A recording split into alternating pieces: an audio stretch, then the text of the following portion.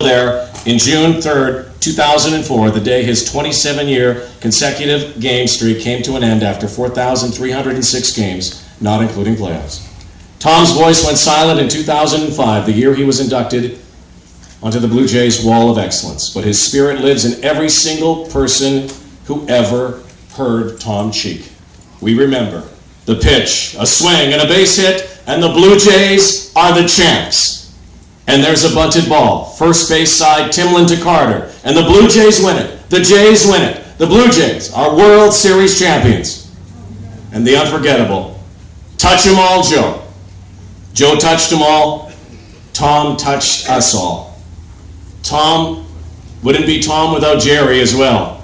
Tom and Jerry were also an inseparable pair. Congratulations to Jerry Howarth, not with us today. I know his wife Mary is with us, who is this year's recipient of the Graney Award.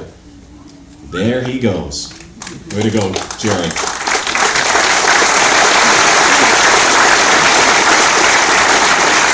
This is a big year for Tom Cheek and his family. He was recognized by the Vermont Association of Broadcasters. In a few weeks, he will be honored at Cooperstown. An award that should have happened long ago.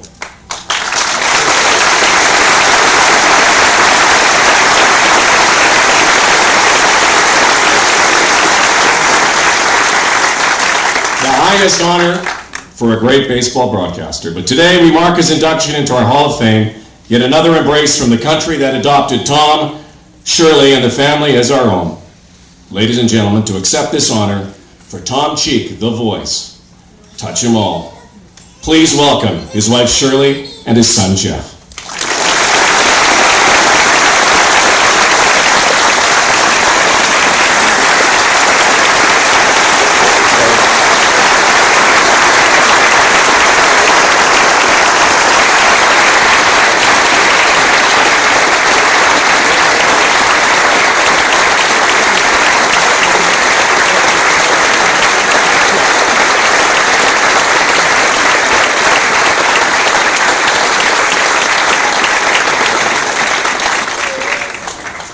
Thank you, Rod. We appreciate that. I'm probably going to stare this way so I don't look at my family. I got my height from my father, my emotions from my mother. We'll do our best here. But I am truly honored to represent our father and my family today with their dad's induction into the Canadian Baseball Hall of Fame. My sister Tommy, Lisa, all 7 grandkids here today.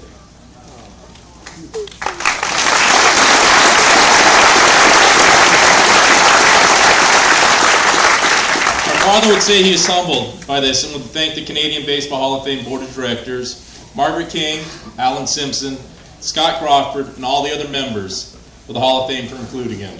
Thank you.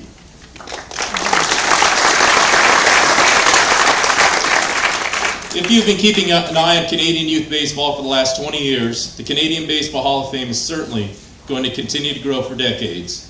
It is important to not only celebrate those who make it to the big leagues, but those who make an impact with Canadian baseball at all levels. This is certainly something that we never expected to happen.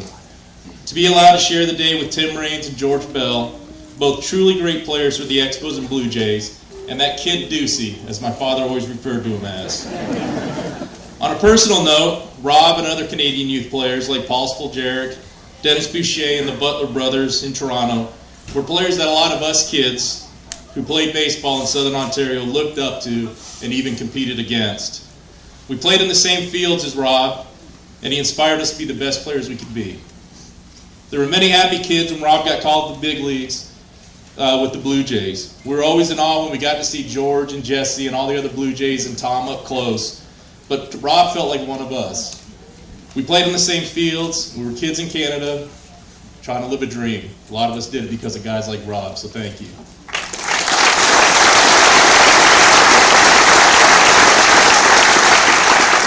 I'd also like to congratulate the family of Matt Bailey and his contributions to baseball in Vancouver and in Canada with his induction today. To have a stadium named after you tells you that his contributions to Vancouver and baseball were many. If our father was here today, he would thank Tim and George and Rob for playing the game he loved to broadcast. They were the stars of the game, and he was merely describing the action he was a witness to. The story has been told many times regarding our father and how he landed in Toronto as the voice of the Blue Jays. There were many people who played a vital role in making this happen. As Rod said, my dad spent many years in Vermont, New England, honing his craft. He broadcasted all types of sports, both at the collegiate and high school level.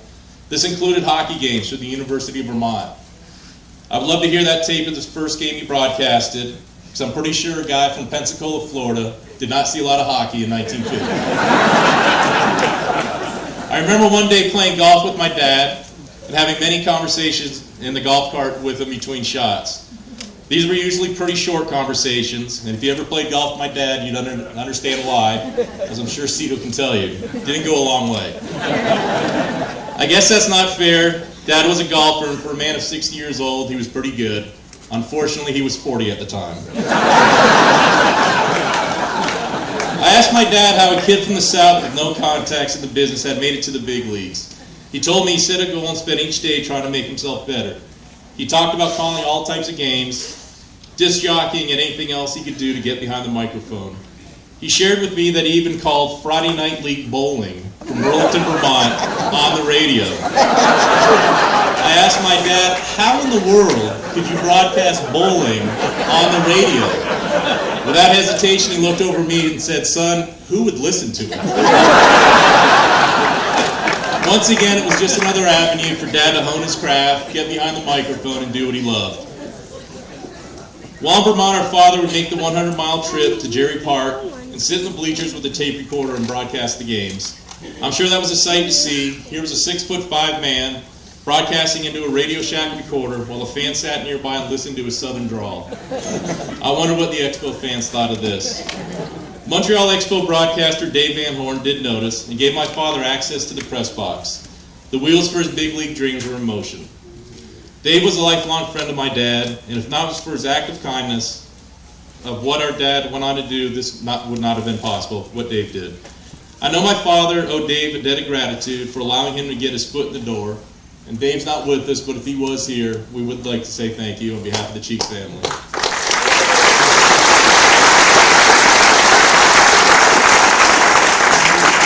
While in Montreal, our dad was able to call games on the radio when Dave was called to the TV booth to broadcast the action. The wheels were now definitely in motion once again for my dad's big league career. During this time, my dad met a man named Len Branson, who ran the ad agency, who sold radio time for the Expos. When the city of Toronto was named an expansion city in 1976, Len moved to Toronto and asked my dad to submit his broadcast tapes for the job with the Jays. Although Len said he received over 400 tapes, he knew all along the person he wanted was Tom Cheek. Len is no longer with us, but I know our father would want to make sure Mr. Branson was thanked today. He was a mentor, a friend, a father figure, and one of the most influential people in my dad's career. Without Len Branson reaching out to our dad, his big league dreams would have been in jeopardy.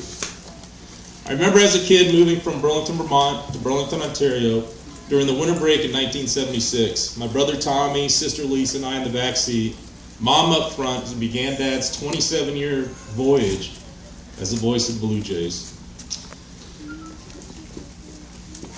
So many people were able to tell our dad he was the voice of the summer, voice of their childhood. Yes, Dad may have missed some events during the summer, but we knew he had a job to do. He has really made it difficult in my own professional career to take a day off. I think I'm thankful for that. I'm not really sure. But it is hard to call in sick once in a while. Like much of Southern Ontario, Blue Jays radio play-by-play filled our house when the game was on. It was a very unique experience to have your father away, but still there once the game started. I can remember the baseball tournaments we'd play in as kids in Southern Ontario, and it seemed like somebody always had the transistor radio playing the Jays game. These were the early years in the 1970s and early 80s where wins were not common, but you could never have known that during the broadcast. Early win was there with my dad at the beginning, and as Peter Bavasi once told him, they were there to sell the sizzle, not the steak. In 1981, Jerry Hallworth came on board and together, in my humble opinion, formed one of the best radio play-by-play tandems in the big leagues.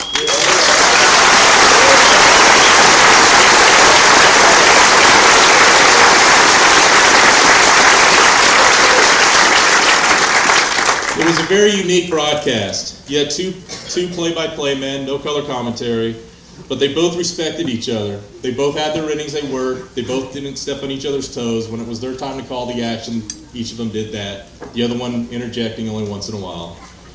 It was a very professional move in Game 6 in the 1992 World Series when Jerry gave up the mic to allow Dad to call the final out.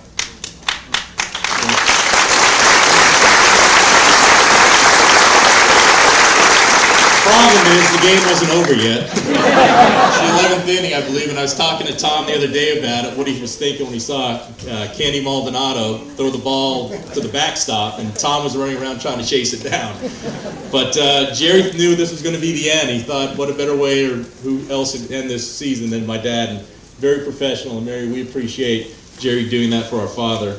We also would hope that Jerry someday gets his recognition that he deserves.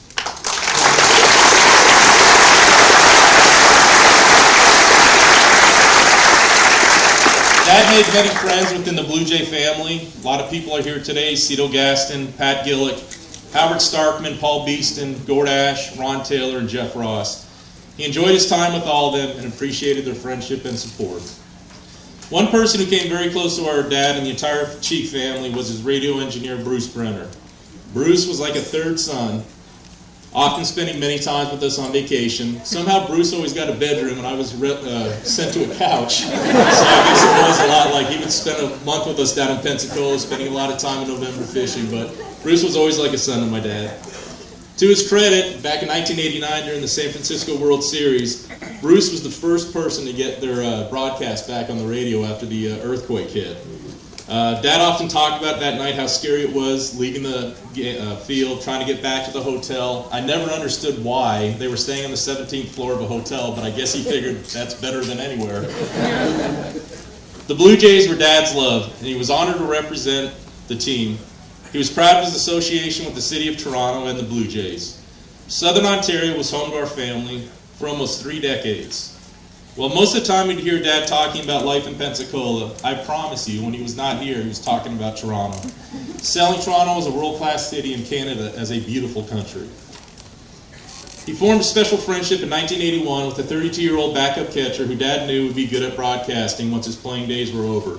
Buck Martinez and his wife Arlene, Buck's obviously in Boston today, shared many special moments with my mom and Dad. Buck was a lifelong friend. Buck has gone on to become a very good broadcaster in his own right, and I know how much my father enjoyed working with Buck during the divisional playoff games back in the 80s and 90s for Telemedia Radio. Buck was a very good friend, and my father counted him to one of his best friends until his last days.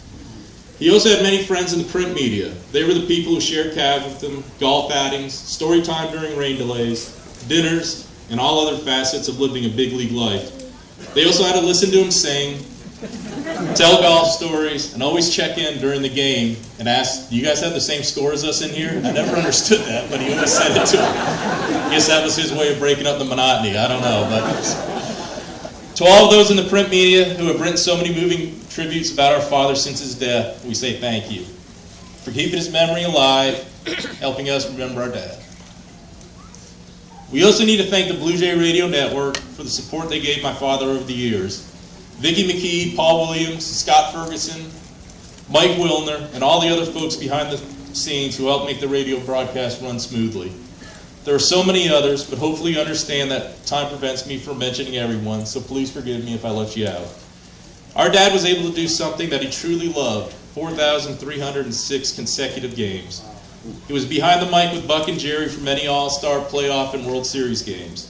Some of the toughest assignments, sorry guys, were the 1985, 87, and 91 World Series.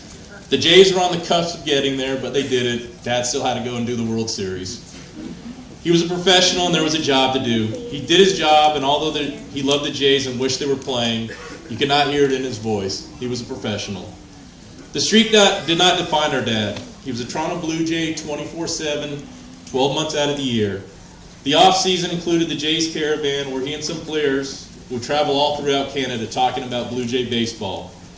He would travel coast to coast, Nova Scotia to British Columbia. He had many nights of white-knuckle flying into places like Medicine Hat, Alberta, Moose Jaw, Saskatchewan, and Timmins, Ontario in January.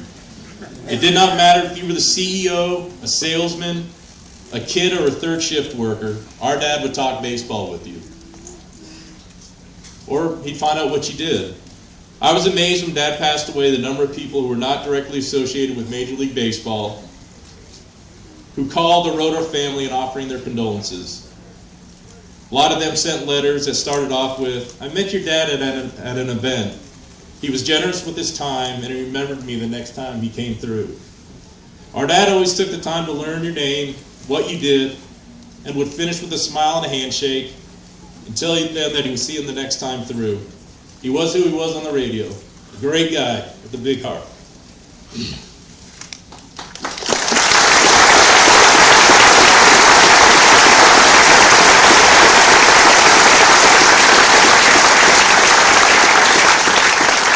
Dad taught us a lot about life. One thing that I always try to teach my boys who are somewhat paying attention. Treat everyone with respect. Never be afraid to laugh at yourself. We all mess up, but learn from our mistakes and be a good citizen. Follow your heart and strive for greatness. That was our dad. Finally, although my memory tells me that we were three little angels at home, that might be proven a myth. Our dad could not have lived a life if not for the support of our mother and his wife, Shirley. Mom was always there for Dad. Never heard her complain or get on him about the schedule and the time away. He knew the house would be in order with Mom at home. We tested her, but I can honestly say we never missed anything with Mom organizing all of us, including my dad. I am often reminded by my wife Amanda that behind every man there's a stronger woman. Our dad had that.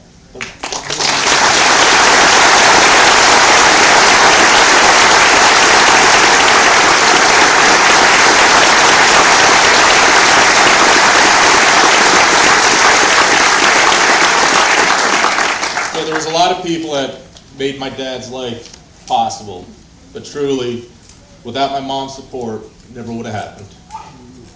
Once again, on behalf of my family, thank you to the Canadian Baseball Hall of Fame and its members for allowing our father to be included in today's festivities and enshrining him in your hall. We are so grateful and flattered that you have recognized his accomplishments. Thank you.